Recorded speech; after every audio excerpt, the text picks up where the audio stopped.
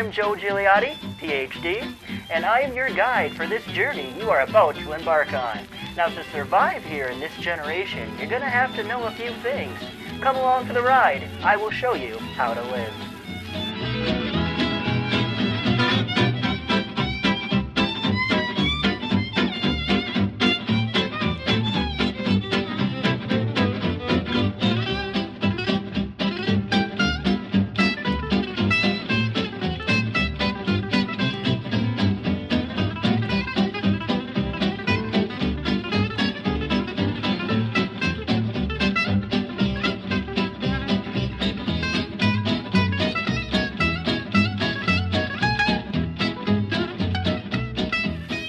Welcome to another edition of How to Live. I'm your host, professor, teacher, and your guide, and a PhD, for this generation, Joe Gigliotti. I thank you for tuning in to this latest episode of How to Live. Today's subject, or episode, is how to marry. This is our first part of two parts in how to marry. And a big, important first lesson in how to marry is to really take a look in the mirror, take a look at yourself. And that involves self-evaluation, or self-evaluate.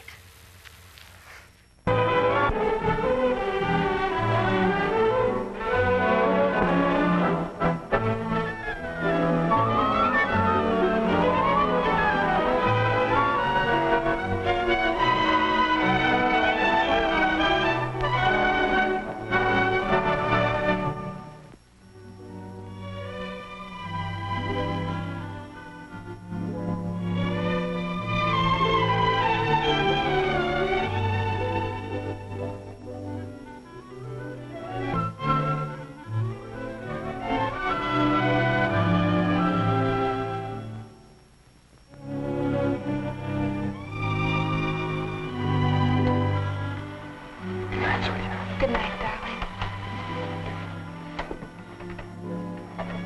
Larry, isn't it exciting about our getting married?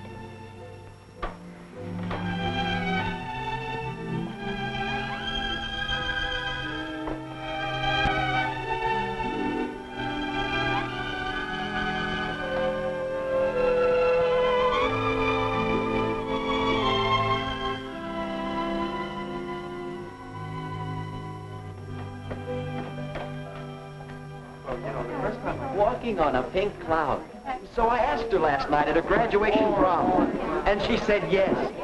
We're going to be married in August. Wow, married? But she's just finishing high school, and you still have 2 years at the university. That's a tough road, Larry. What are you going to use for money? Well, Sue's folks were going to pay something to put her in junior college here in town for 2 years. So we'll have that. But instead of going to college, she'll get a full-time job in campus town. Say she doesn't care anymore about education.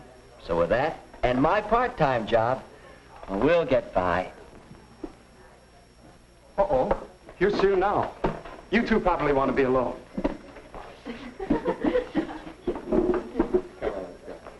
Sue, honey. Oh, Larry. Well, what's the matter? It's the folks. We had a terrible scene. I couldn't sleep a wink. They don't approve. They say I'm too young. They want me to finish 2 more years of schooling before I even get engaged. Oh, Larry. Oh, buck up, sweetheart. They can't stop me. Relax. And act normal till after your graduation next week. Then I can borrow Phil's car. Down to Greenville. There's a justice of the peace down there. We'll elope, honey. But, Larry, I wanted a church wedding. And all the parties and showers for me, too, and my folks. That would break Mom's heart. Well, we're the ones that are getting married, not your folks. I don't know, Larry. I read somewhere that a marriage without parents' approval has 2 strikes on it from the start. But if eloping's the only way... No, maybe it isn't. Maybe you could convince your folks that you should get married. But how, Larry? How? Say, I'll bet we could get some advice from the marriage counselor over at the church. His name is Hall. Phil told me about him. He teaches a course in marriage and family living at the college. Do you think he could help me with my folks? Well, it's worth a try, isn't it?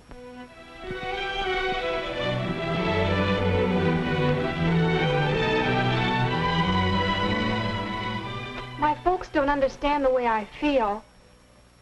So that's the story, Mr. Hall. Do you think you can help us get married? Why, I'm in favor of marriage. In fact, I spend a good deal of my time helping people to get ready for marriage.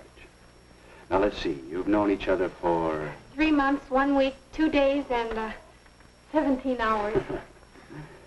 And you're 18, Sue? And 19, Larry? Have either of you ever been in love before? Well, but not like this. This is the real thing. Yes. I had a chum in college who had the real thing with 8 successive girls. Oh. Oh, it's all right if you have it, fine. It's a very important factor in building a happy marriage. But tell me, how do you know it's real love, the kind you can get married on? Why, ever since I first met Larry, I haven't wanted to date anyone else. The whole 3 months now. And besides, I haven't even had one quarrel with him. No quarrels? Why not? No differences of opinion? Or no opinions? What do you talk about on your dates?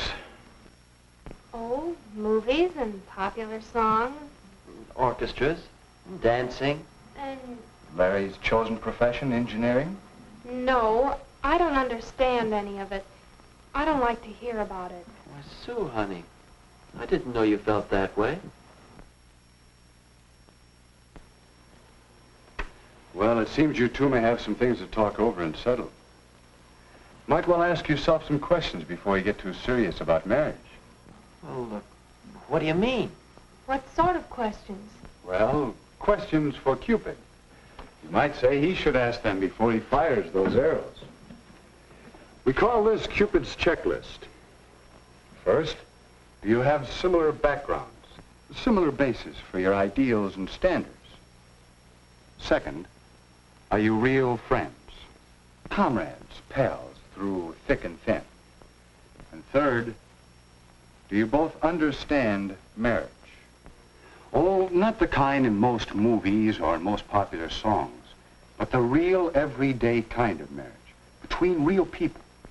Do you understand it? Well, golly, Mr. Hall, I don't know the answers to all those questions. I just know that I'm in love with Sue. Is that bad? No, that's good. Sure. And it's good when you recognize that you don't know the answers. It's a good sign. I don't know. I think we're friends. And maybe we can understand marriage, but backgrounds, how do they affect getting married? Well, come over here a minute. Perhaps I can show you what I mean. What's that? I call it a marriage development board. It represents the psychological distance between a husband and a wife from the time they are born until they die. Yeah, but what does it all mean? Well, let's set it up for you and Sue. When you are born, you inherit a great many differences from your parents. That's part of your background. That makes sense, all right. Now, as you grow up, you each develop separate and unique personalities. Your mental growth, your emotional outlook, your standards and ideals. Larry, your distinctly masculine outlook on life, and Sue, your feminine way of looking at things, your capacities to love and be loved. In these and many other ways, you each acquire a background, so that when you first met, you were probably farther apart, probably more distinct individuals than when you were born. But I don't want to marry a girl like me. I want to marry a man like him. So even though we're close together here, we don't know how far apart we are there. That's right. When you two met, there was probably an early physical reaction, a romantic attraction that pulled you together, a love appeal that hit you sort of boing. How did you know? Well, it happened to me. It happens in some degree to most couples who become happily married. But it takes more than this boing. For you see, if you're too far apart psychologically, if your backgrounds are not similar enough, it can cause a great deal of argument and unhappiness until It's gone. Where'd it go? That's what you'll be saying about your romantic love if these other things cause a breakup. No, sir. This is forever with Larry and me. Fine, I hope so. But don't you think it's wise to take time to find out how much strain these differences might put on your romantic love? But there isn't any time. Larry's going away in a couple of months. Yes. Did you two ever see these figures on length of engagement and how it relates to chances for happiness in marriage? No.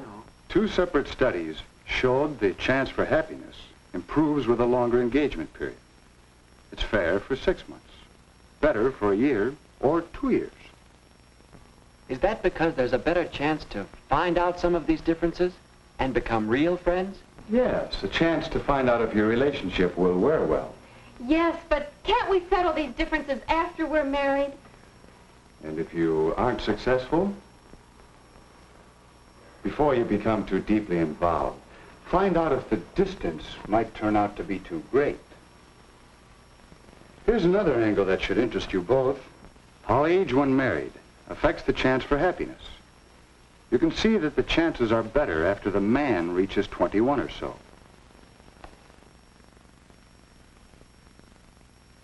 And the same study showed that the woman must be 19 or 20 before the chances for happiness begin to be good. But why? What's the difference between 19 and 21 or so? The difference is in you the next few years. You, Larry, and you, Sue. Young people seem to change and mature in these years from 18 to 21 or even later. So that a person you might marry at 18 or so will seem like quite a different person to you a few years later. Gee, hon. Doesn't take an engineer to see that we're on the bad part of the curve of these graphs. All of them. Yeah. I see our chances aren't so good now. What are we going to do? I thought you were going to help us get married.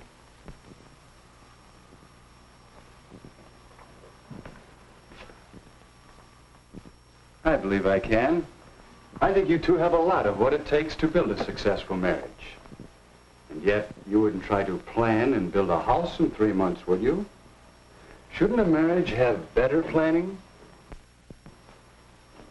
If you two are going to build a successful family team that will last for 40 or 50 years, how long do you think it should take to get ready for it? All right. How do we know when we've done it? When the two of you are ready for marriage, you'll sense a new feeling between you.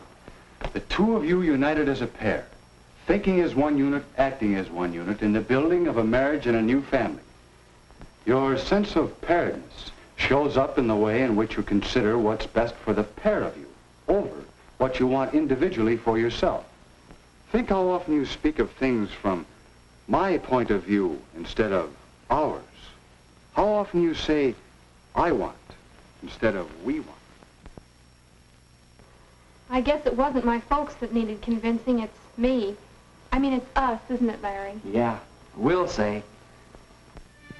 And so, in terms of the checklist for Cupid, Larry and Sue began to examine their readiness for marriage. Do we have similar backgrounds? Do we agree on our religious beliefs? And have the same feelings about religion in general?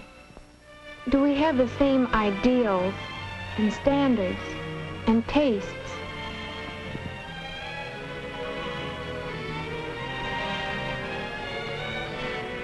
Do we enjoy the same friends? Do we share the same interests? And what about Sue and me? Are we real friends? Do we have a real happiness in being together? Talking? Or just doing nothing together? Does each of us really want to make the other one happy?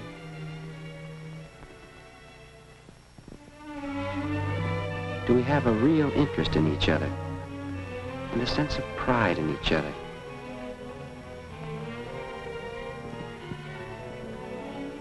Do we know each other's peculiarities? Do we both have a spirit of give and take? Can we quarrel and come out of it with something better than before?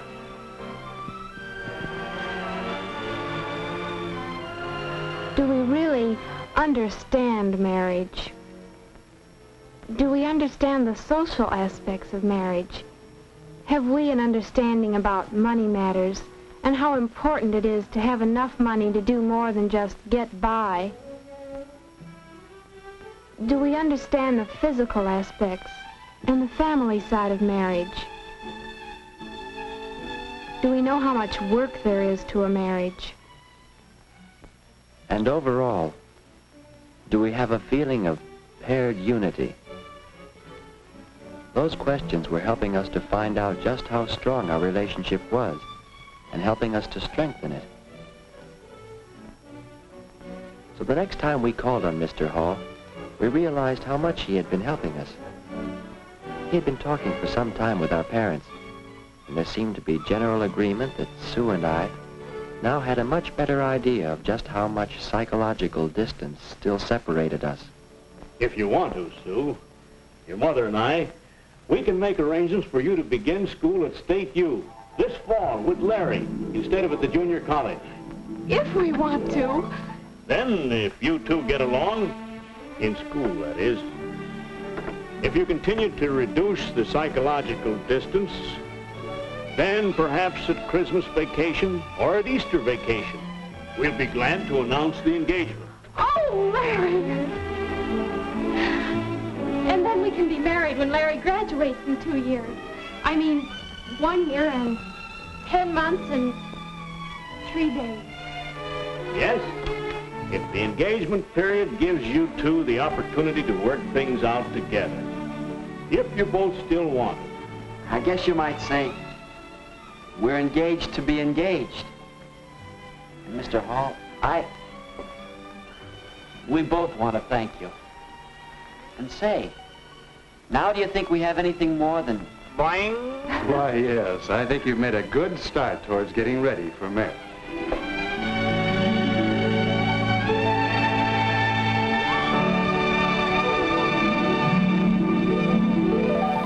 Hello! Now that you've done that self-evaluation, it's time to dive into our next lesson in part 1 of How to Marry. And that involves choosing that soulmate of yours, not just for tomorrow, not just for the next day, but you want this to be a life commitment. So that involves choosing for the long haul.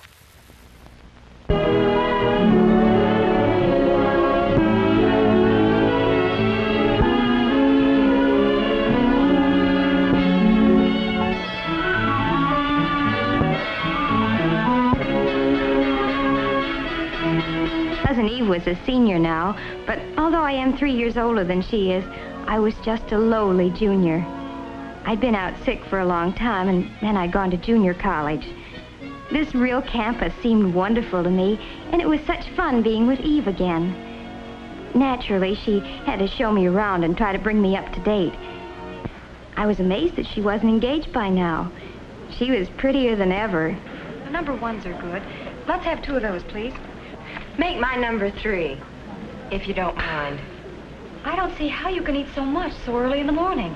Are you on a diet, by any chance? Of course I am, and you should be, too. Every morning I exercise for 10 minutes. You can start right in tomorrow. Look, let's get this straight right now. You starve and you exercise. I eat and I watch you exercise. But it's really as necessary for you as for everybody else. Oh, cut it out. I wondered why Eve and I seemed different now, and I ended up by deciding that she was still the same attractive Eve, full of life, but a little self-centered and a little apt to push people around. I liked her as much as ever, but I wasn't so easy to push anymore. I didn't feel I needed her advice. Still, I didn't really resent it. Maybe it was that course in family relations last spring. I learned that it's a good idea to try to change yourself first if there has to be a change. Changing somebody else is practically impossible. Yet I must admit I was curious to know all about Eve, and she was more than willing to talk. Tell me about the boys you've met. You were saying something always happened. Well, Whenever I meet a boy, I start asking myself, is he right for me? And I don't know, Mary. I really don't know. There was one you wrote about. His name was Alex, I think. Why did that fall through? That's just it, Mary. I don't know. I can't for the life of me figure out what happened. Take Alex, for instance, she said. I was down at Riley's one afternoon with the gang. I'd heard of him, but I'd never met him. He was a football star. I liked him, and he liked me right from the start. We found plenty to talk about, and neither one of us could figure out how we'd been on the campus for 2 years without ever meeting before. He was lots of fun. We decided to spend the afternoon together. It turned out that was just the first of a whole slew of afternoons. He was really sweet and, oh, well, just nice to be with. I guess I was a little proud, too, that a varsity football player was paying so much attention to little me. Well, as I said, Eve went on, we saw quite a bit of each other. But after a few months, his popularity got annoying. We were never really alone, and he never stopped worrying about his appearance. Did his collar look better buttoned or unbuttoned? Why, I could have been wearing a little number by Dior, and he wouldn't have noticed it. But if there was a new girl in the place, he was all eyes and smiles. It wouldn't make any difference what she looked like as long as she had some simpering crack to make about how well he had played on Saturday. I began to catch on that those forward passes could be used 2 ways. And finally, I had more than I could stand, and I told him exactly what I thought of him. He didn't take it as well as he took compliments. Said I didn't appreciate the importance of his career. Career, indeed. Who ever heard of a wolf with a career? And then there was Arthur. Arthur was different. Awfully nice, but awfully different. The gang called him the Brain because he was such a whiz at math. And he was always ready to help a friend.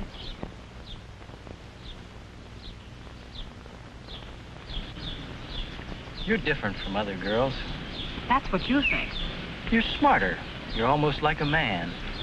Oh, no, I'm very much the woman. I don't think of you that way at all. I don't get you at all. I know, you think math is exciting, but you really ought to get yourself straightened out. You'd be surprised how many things are just as exciting as math.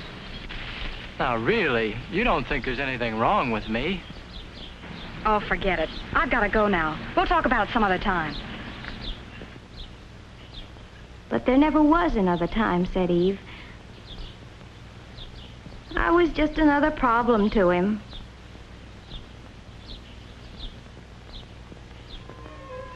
And then there was Steve. Steve was Eve's boyfriend for a whole spring term. He was cute, she said, and really romantic. He had his own workshop where he made boats and things. Eve used to come by to pick him up after her classes were over. Come on, Steve, they're waiting for you. Oh, I don't know, Eve. Why can't we just hang around here for a while today? You can help me paint and we can listen to some good music. It'll be fun. Is that your idea of fun? I want to be with people. Oh, What's wrong with that, Steve? nothing. Oh, come on, you'll have a good time. Hurry up and get on your shorts. He never wanted to leave that old carpenter's shop. I tried to get him out once in a while, really I did. You know, Eve, you can't make a man over like you do a room. But, Mary, don't you see what Steve needs? Is not you, but somebody else. You know what? I bet you'd like him. Say, that's a terrific idea. Come on, we'll go over there right now. Right now? Sure. I thought it might be good to see some of these boys for myself. Besides, Steve sounded nice, and I thought I'd better begin to make some friends on the campus. Sure enough, we found him at the old stand, lost in thought and a pleasant job. It didn't take long to get the introductions over. Steve asked us in.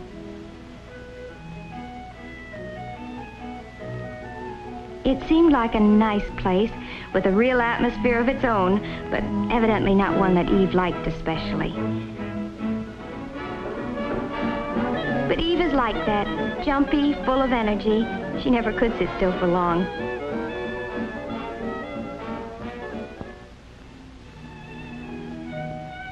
I'm different. Like Steve, I find it relaxing to keep away from groups sometimes and work out my troubles with my hands. Steve and I got along well together, though I could see he wondered how a friend of Eve's could be like me. He'd been thinking there was something wrong with him because he couldn't dance to Eve's fidgety tune. As a matter of fact, Steve was not the boy for me either, even though I liked him a lot. It would be too much like spending time with a twin brother. We're too much alike.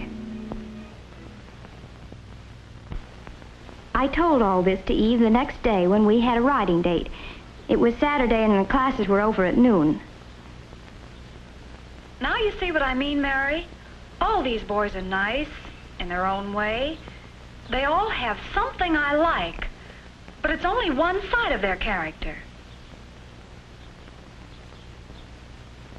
But the something Eve liked about a boy can't be separated from the rest of his personality. I couldn't make her understand that, but I did stick my neck out a little way. I think it would do you a lot of good to meet someone you can't push around. You mean someone who pushes me around? No, I don't. I mean someone who's not afraid of you. That's just like John. He thinks he's tough. I can't stand the sight of him. You're sure about that, Eve? Well, here's what happened last week. We drove out to the country together. We had a wonderful time. I can't remember when I've had so much fun. I guess we just clicked. Then, just as we were getting to know each other better, he says, "Let's go home." Was I mad? Here I was thinking he really cared, and he does a thing like that. But why did he do it? Oh, well, you see, it wasn't his car. He promised his friend he'd be back with it before 6. Now, look, Eve, you can stay if you want to. I'm not going to keep George waiting. So George is more important to you than I am, is that it? That's not the point. George can do without the car for once. If you really cared about me, you'd stay, George or no George.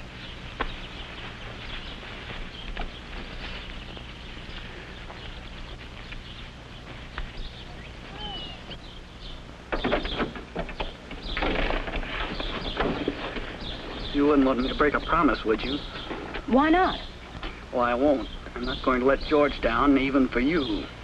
You'll start sprouting wings if you don't watch out. Move over, boss. You're so inconsiderate. Look who's talking. Why, someone ought to take you across his knee and give you a good spanking. Might make you more human. Maybe you're the one to do it. Maybe, but I doubt it.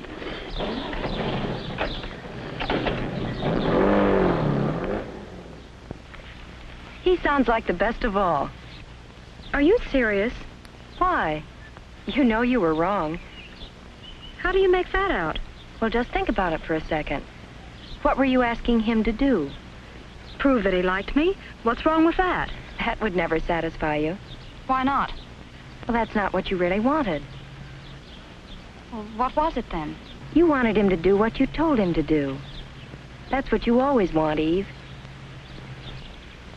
That's terrible. I thought I'd gone too far, but now that she knew what she was doing, she could decide for herself if she wanted to change. That's always the hard thing to learn, that if any change is possible, it must be changing yourself. You have to take other people as they come, or else leave them alone. I started thinking about Eve's boys. They had the same problem. Steve liked Eve, and he liked his hobby, too. But he couldn't have both. It would be easier to find a girl who liked staying at home. While Arthur probably needs some help in order to change. Alex had already solved his problem. A girl who isn't always competing with him for first place. She's not as attractive as Eve, but she thinks it's wonderful that he's so wonderful. She's right for him. And John? Well, boy meets girl, boy loses girl. Maybe boy knows what he wants and on what terms. This girl doesn't know yet, but she's doing her best to find out. every little experience, even the unpleasant ones, helps me know a little more about myself. And that's the first step. There are some things about me that I can't change. And those are the things that some man will have to live with for the rest of his life. So I'll pick him with those things in mind. I hope he'll do the same for me. We'll have to stay friends for a long, long time.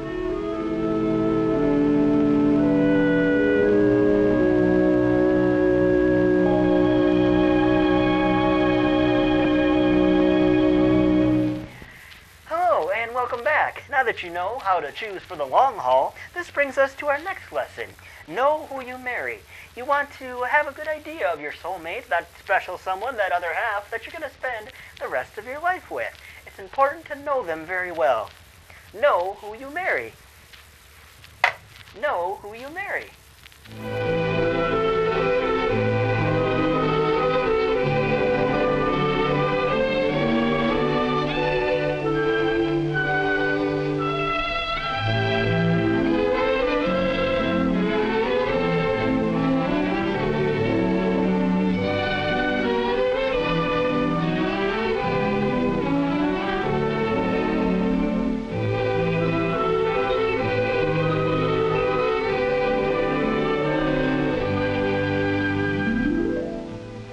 Freedom of choice, a long fought for, hard won freedom. Yet how many of us are really prepared to exercise it? What's she like? Just wonderful. What's he like? Just grand. And although they both may be correct, she may not seem so wonderful for him, nor he so grand for her to an outsider who's considering them as people, not as dreams. For it's hard to see clearly through a haze of emotion, hard to accept the fact that a person will not change just because you love him and want him to change. Different kinds of people can find happiness together, but only when they have the courage to look at each other honestly and can really accept the personality that they find.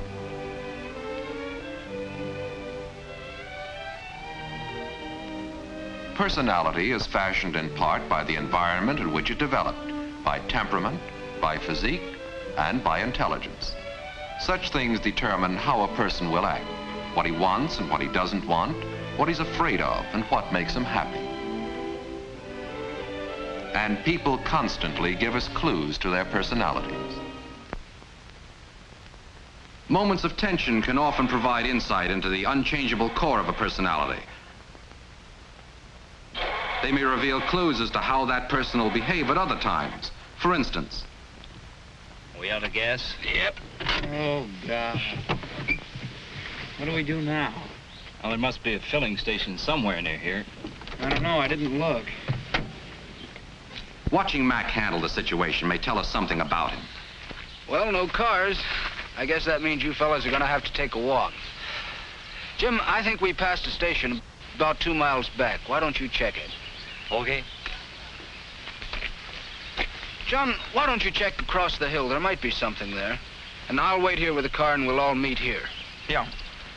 The situation seems to be well in hand. Mac has a cool head and the ability to give clear, simple orders. He knows how to save himself, might we say, and his friends don't seem to mind the executive manner. In fact, it gives them a feeling of security. Mac knows what he's doing, they think. He's that kind of a person. But how would a girl react? After all, Mac can't change his spots when he changes company. Boy, what beautiful weather. We'll make it over in 35 minutes. See here, I'm not so sure I want to go up in a plane. Oh, it's fun. You'll love it. I'm kind of scared. With me at the controls? Well, it's not that, Mac. It's just that, well, I don't like flying. Couldn't I drive over in the car? Hi there, nice day. Hi there. Hello. Come on, baby, time to go. I could be there by the time the game starts. Well, if that's what you want. You girls want to hop over the hill with me? You know, the game? Yeah. Oh, swell, let's go. Mac, you think I should? May we get in now? I'll tell you when. Just Good morning. hold on. Going over the game? Yeah. Be there. Good enough. Mac, I think I might. It looks like That's fun. the girl. I knew you were no sissy.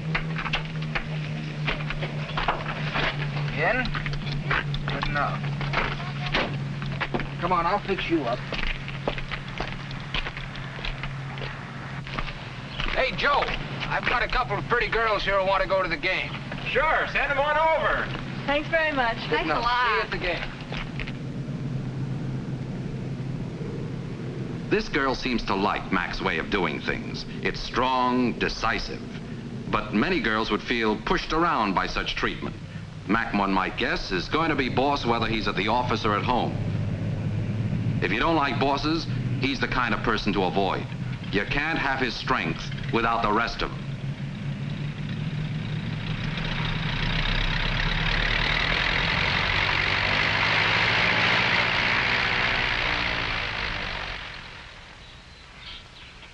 Hello, we seem to have been here before.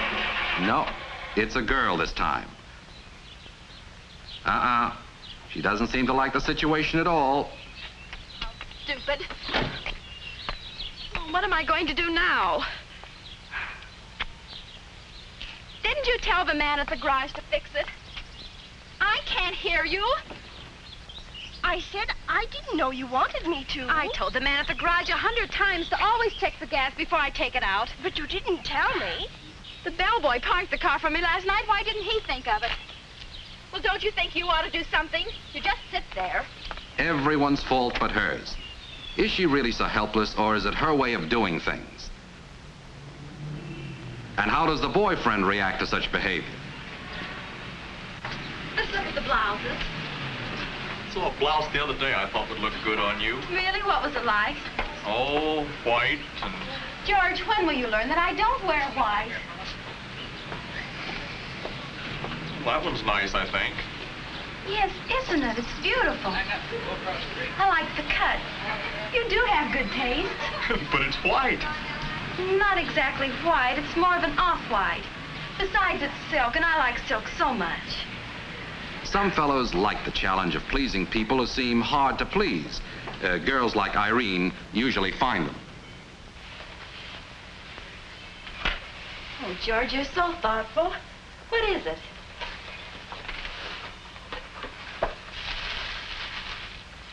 Oh, it's that blouse. Oh, darling, what a surprise. I must try it on. George, this isn't my size. I couldn't possibly wear this. Try it. Why don't you take me with you when you're going to buy something? Why don't you try it on? It's ridiculous. I couldn't even get it on. Well, try it at least. George has perseverance. Most of us would have given up a long time ago. But then we have the advantage of not being in love.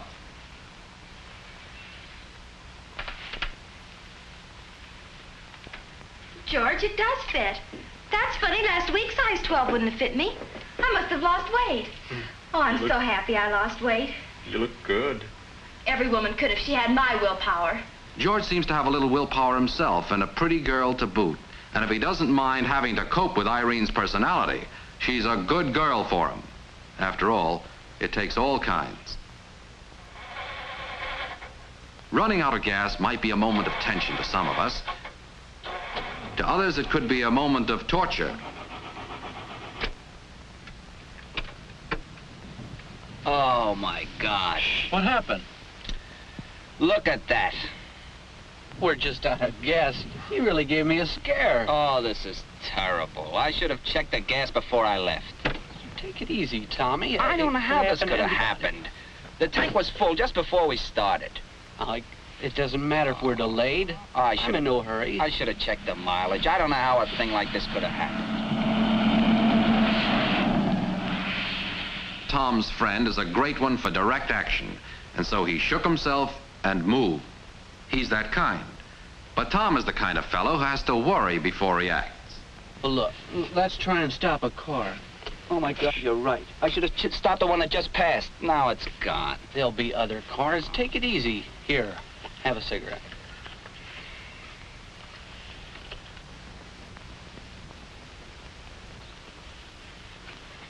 Here comes one now.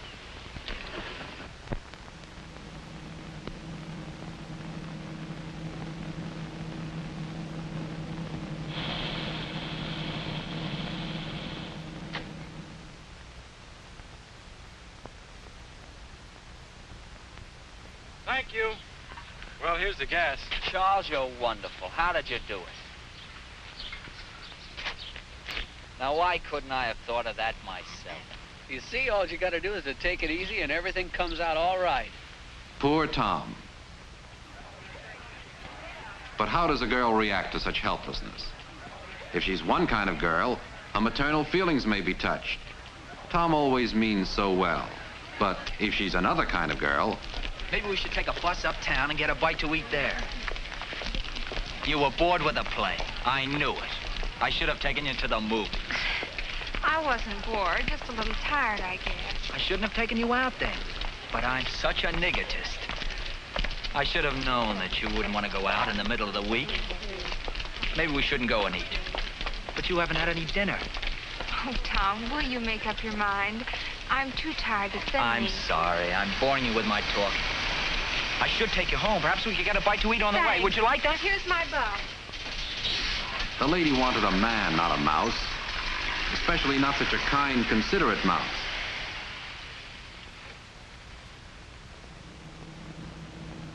We're back here at our old stand again. Will it be a boy or a girl? By now it's getting pretty obvious that we can't guess reaction according to sex. Weaker indeed.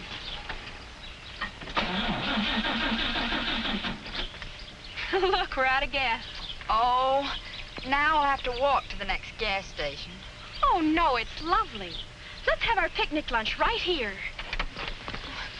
How are we going to get out of here? Oh, that's simple. I'll show you. Now, first open the hood for me. Thank you.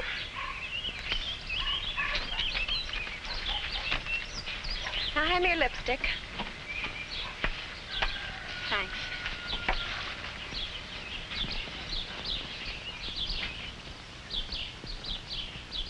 A moment of tension? Well, you wouldn't know it from Lily's reaction.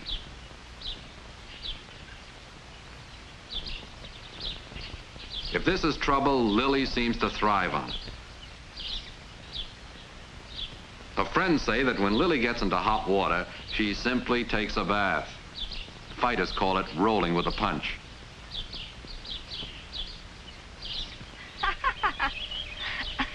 You get the blanket and let's go, over there. Okay. Get the radio, too, and we'll have some music. Good idea.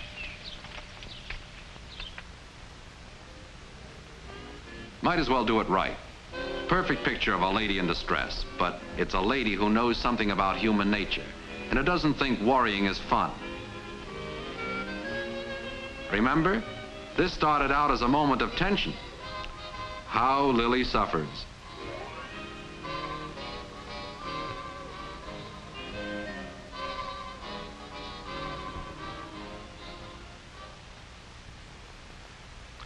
Some boys might appreciate Lily's ingenuity and resourcefulness, but there are all kinds of boys.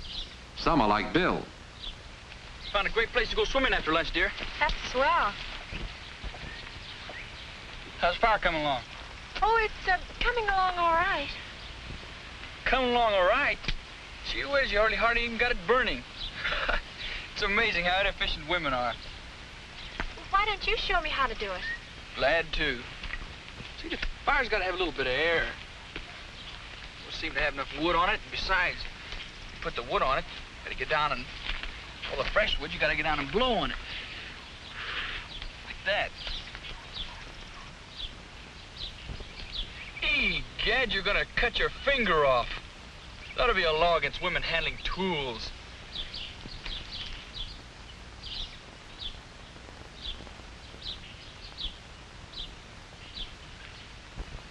All you have to do is put the point over the rim of the can like this. It's very simple. And just twist. Am I a scatterbrain, just like all women? I completely forgot to tell you that I have to go home right after lunch. Oh, what about our swim this afternoon? This isn't exactly what Bill planned for the afternoon.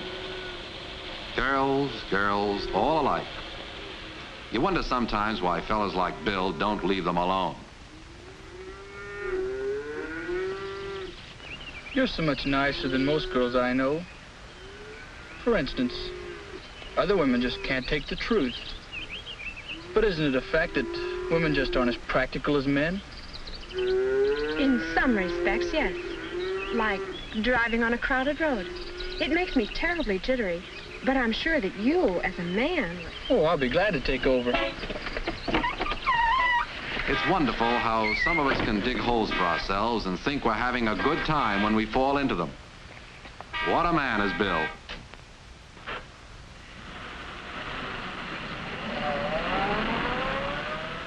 I didn't mean to say that women are inferior to men, but... You know, Bill, I trust you when you're driving so much I feel I can just close my eyes and go to sleep.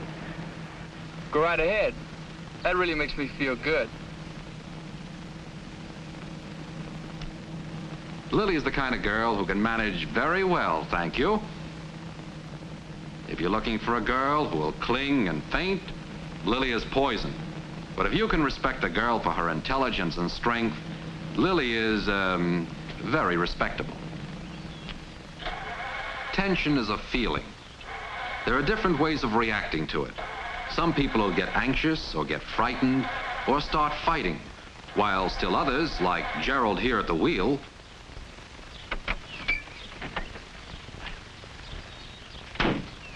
Just a minute. I know what it is.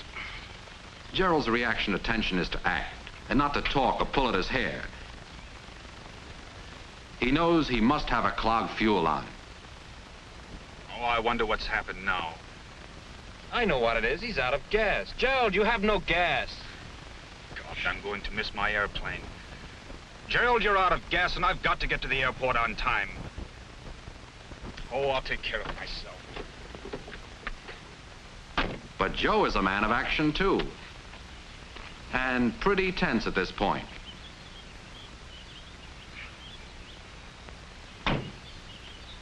Hey, wait a minute.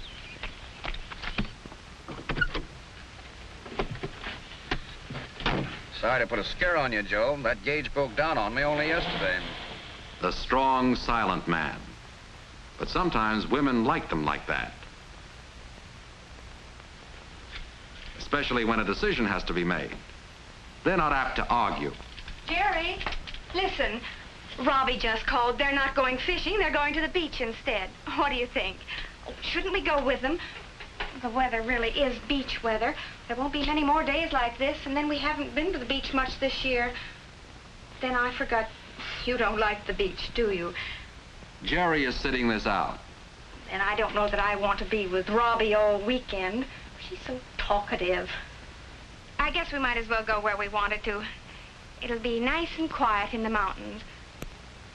Oh, but then we haven't made any reservations, and it might be a little crowded with this kind of weather. Just let her work it out, he thinks. She's doing fine. Oh, no, that's no good. Next weekend's a holiday, I forgot. Then I'm sure they won't be crowded this weekend. Oh, and you did so want to go fishing, didn't you? Let's go fishing. We'll find a room. I'm glad you decided to go fishing, dear. I'll get ready. It won't take me long. All right, dear. Gerald won that argument without ever entering the debate or getting angry or even seriously worrying about his fishing plans. He's that kind of a man.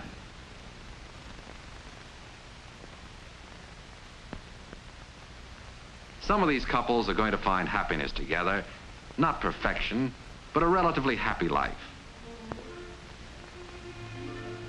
Those are the couples who know something about each other now and know themselves fairly well. It's not necessary to find a person exactly like yourself, but it is important to accept the other person as he or she really is, as he or she looks to the outside world. By the time people are ready for marriage, they're grown up. They have a definite personality, definite values, definite ways of behaving. They're not likely to change just because someone else wants to reform them. That's the way they are. Remember, it takes all kinds, and you have the right to choose among them. When you marry, you must live with a person, not a dream.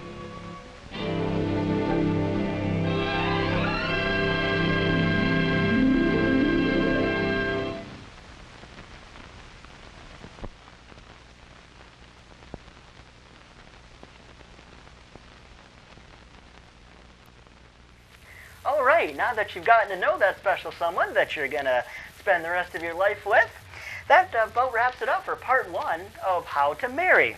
Now you have all the tools, or at least the first part of the tools, that you need to marry. Be sure to tune in for part 2 of How to Marry on the next episode of How to Live. I'm your host and your expert and, of course, a PhD, Joe Gigliotti. I thank you for tuning in. We'll see you next time on How to Live. Keep it simple.